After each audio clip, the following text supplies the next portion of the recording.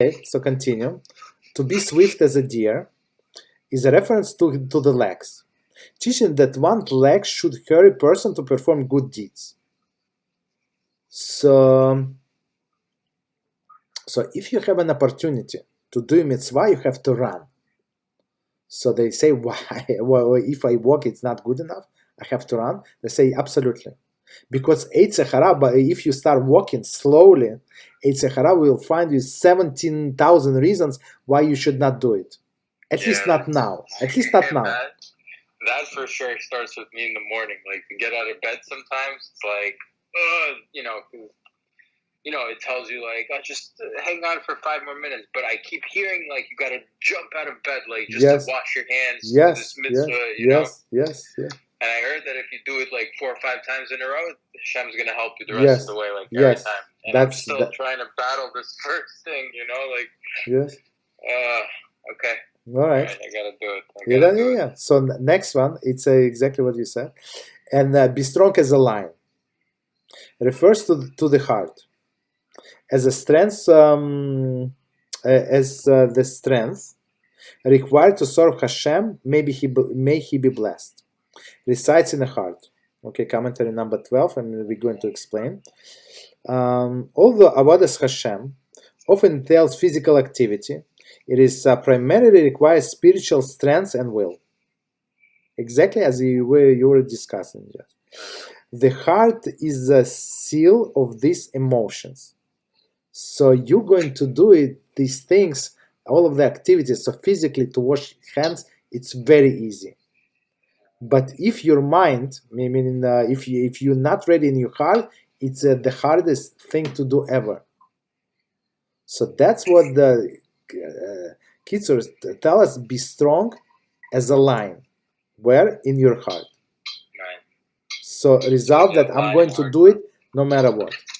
Right. Okay, continue. Thus, Yehuda ben Tema urged that one fortify his heart. There is a result that to serve Hashem. Okay, I'm serving Hashem. I don't care, and overpower his evil inclination to conquer it. So overpower. So first is as we just said, you have to overpower so many times, but then to conquer it. So after evil inclination, right? So after it sees that it's a lost battle, so it's going to leave you. It's going to present itself in a different field, but at this, for example, in the morning, it's going to leave you alone. Right. And they visit you from time to time. Not every time. From time to time. From time to time.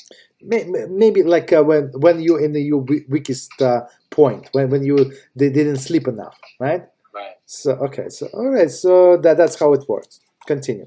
Just as a strong man overpowers his enemy, vanquishes him, and throws him to the ground.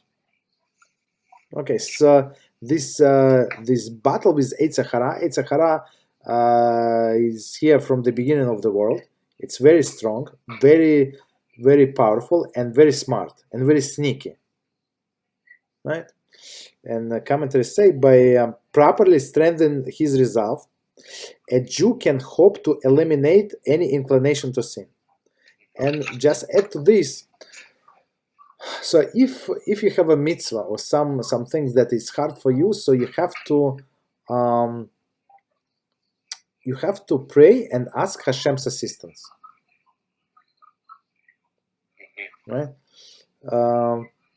So like even for like these small things, like give me strength to get up. It's not small. It's not small. No, yeah, okay, yeah, you're right. It's not small.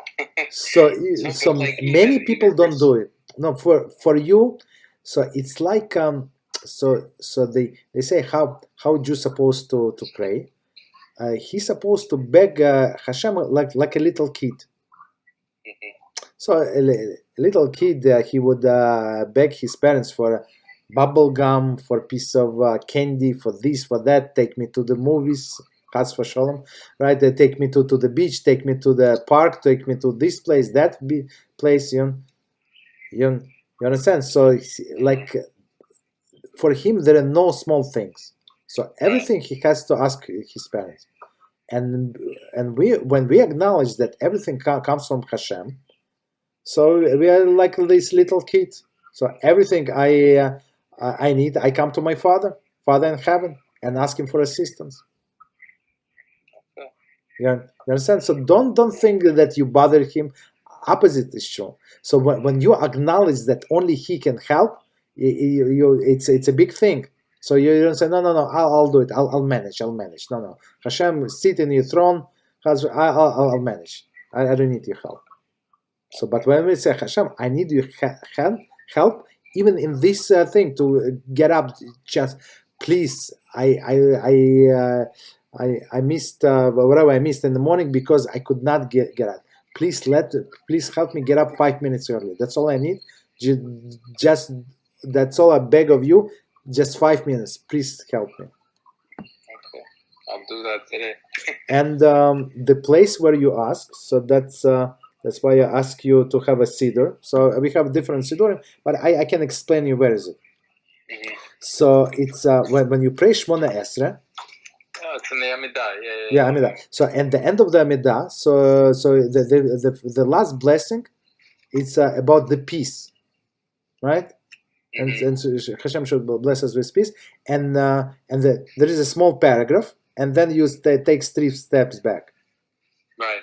So when you finish this last blessing with about peace, so in this place, our sages say, insert all of your requests, personal requests. All of them in there. Okay. So this personal request is going to be part of the Amidah, official part of the Amidah. Mm-hmm. That's why this, and don't think that any request is small. Any request is acknowledgments that Hashem is running the world. So right after the peace part, with the peace, yes. Right after that. That's it, yes. So before that, you cannot talk, you cannot add different things, and unless things that's said in the siddur, like for sick people, for parnasa, other people. Okay, I'm not talking about that, but